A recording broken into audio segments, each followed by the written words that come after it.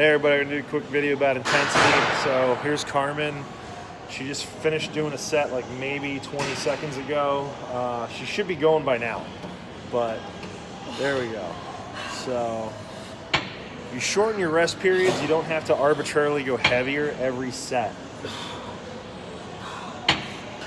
This is one way of increasing your intensity. You see a lot of people who just want to hang out, mill around with their dick in their hand. Say, I'm gonna help her with this positive contraction. She's gonna be able to control that negative end, because every negative contraction is stronger than the positive. She's able to keep that momentum going. Come on, keep going. So there's still a static contraction. Maybe you can hear how lightly the weights are coming together. They're not slamming. The weights are definitely not coming down at the rate of gravity. So she's really doing a great job of controlling these negatives. And even when she's in the bottom, waiting for me to assist her on the way up, which I'm not yanking the weights off of her. I'm only gradually applying enough pressure to encourage her through that sticking point. So now she's gonna rest, but it's a kind of a active rest where she's gonna breathe really heavy and hard. And she's gonna promote circulation by moving. She's not parked, not sweating, not breathing hard or anything underneath a machine, dicking around on her phone, and then arbitrarily adding more weight. She's been using this weight every single set. She's doing 4 sets of 12 today, as she did last week. The objective for the last few weeks has been to shorten the proximity of her rest periods and also make sure that the intensity during those sets is increased. So at this point, she should be coming back to the machine. Breathing really hard, breathing really deep.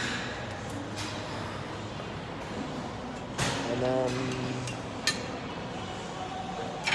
if anything, because this is the last set, now she's actually got to go lighter, because I did have to help her out on a few of those reps on the last set.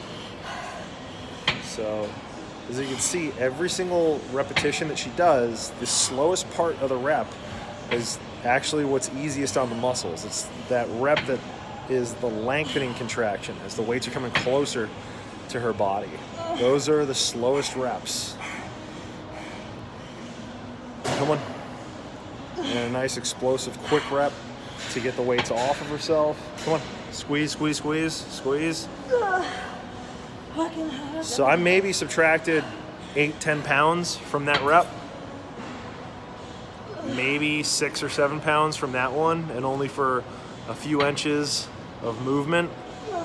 So a lot of the bodybuilding magazines that I used to read and buy into all their bullshit, and a lot of these conventional, what they're calling bodybuilders today, they talk about taking the muscle beyond failure, and they never even explain what that means. And if you ask them to, then they don't know how to explain it.